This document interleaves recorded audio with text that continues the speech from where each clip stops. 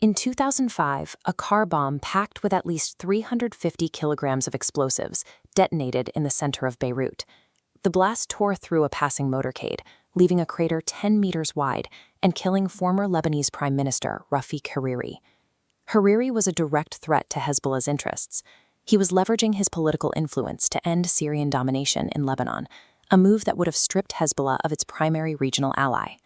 The assassination backfired. Mass demonstrations forced Syrian troops to withdraw after nearly 3 decades of occupation, leaving Hezbollah without its longtime protector and military benefactor. Hezbollah responded by kidnapping 2 Israeli soldiers, deliberately triggering the 2006 Lebanon War. The 33-day conflict decimated the country's infrastructure and pushed its economy to the brink of collapse. While leader Hassan Nasrallah celebrated the militia's survival as a victory, the reality was bleak. Lebanon was physically and financially destroyed. To rebuild its stronghold and maintain power, Hezbollah needed millions in cash, a requirement that forced the organization to look far beyond its borders. U.S. investigators at the DEA launched Project Cassandra after noticing a strange phenomenon. Despite the war, massive sums of money were flooding into Beirut. They realized Hezbollah was operating at a logistical scale that far surpassed traditional organized crime families. Traditional Iranian funding and religious taxes weren't enough to cover the mounting costs of reconstruction. To bridge the gap, Hezbollah forged strategic alliances with South American drug cartels, effectively entering the global narcotics trade. 2 men managed the organization's new logistical infrastructure: Imad Mughniyeh, the militia's top military strategist, and Imad Mughniyeh, a powerful facilitator who served as the primary link between Colombian cocaine and Hezbollah's financial network. This was the moment Hezbollah dropped its religious pretensions to secure its survival. By integrating itself into the global drug trade, the group fully transformed into a narco-terrorist syndicate. This map illustrates a trade-based money laundering scheme, generating $2.4 billion a year. The operation relied on a precisely timed loop across 4 continents. It began in South America, where Colombian cocaine was funneled through Venezuela. Corrupt military and government officials protected the routes, turning the country into a primary gateway for shipments heading to the U.S. and Europe. This partnership was politically sanctioned. Venezuelan President Hugo Chávez shared a common enemy with Iran and Hezbollah, viewing the narcotics trade as a form of narco-resistance designed to erode the power of his adversaries. To launder the proceeds, Hezbollah used illicit drug profits to infiltrate the U.S. domestic market, purchasing tens of thousands of used cars from lots across the country. These vehicles were shipped across the Atlantic to Hezbollah-controlled car lots in West Africa. Selling the cars converted the drug money into seemingly legitimate commercial profit.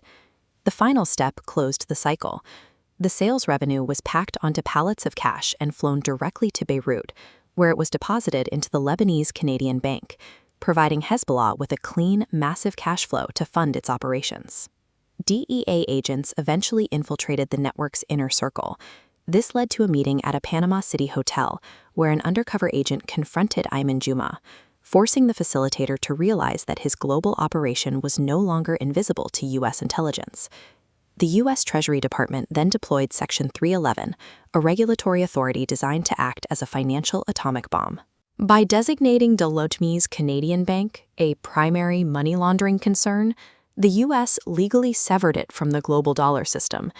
The bank collapsed, effectively bankrupting the institution Hezbollah used to move its billions. The financial pressure was followed by a military strike. Imad Mughniyeh, the mastermind behind the militia's secret funding, was killed by a precise car bomb in Damascus, Syria.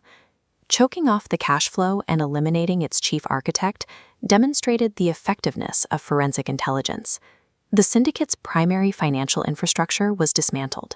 When its financial networks were finally cornered, Hezbollah abandoned its covert operations and turned its military power against its own citizens to maintain control. In May 2008, black-clad Hezbollah militias invaded Beirut.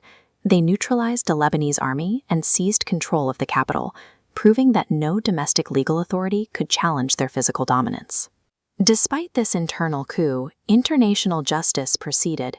The United Nations established a special tribunal to investigate the 2005 Hariri assassination that had first destabilized the country. A young Lebanese police officer named Wissam Eid identified a closed network of 8 cell phones that had closely tracked Hariri's movements up to the moment of the blast. The data linked the phone numbers directly to Hezbollah operatives. The trial ended with life sentences in absentia, but the convictions lacked teeth. Hezbollah's physical control of Lebanon made the warrants impossible to serve, allowing the killers to remain at large. The organization now operates with absolute impunity. Its leadership publicly threatens to mutilate anyone in the Lebanese government who attempts to arrest a single Hezbollah fighter. The laundered billions have built a parallel state. Hezbollah now operates its own banks, its own hospitals, and its own supermarkets, steadily eroding what remains of Lebanon's sovereign power. While the DEA successfully disrupted a global drug network, the tactical victory has been eclipsed by a strategic tragedy.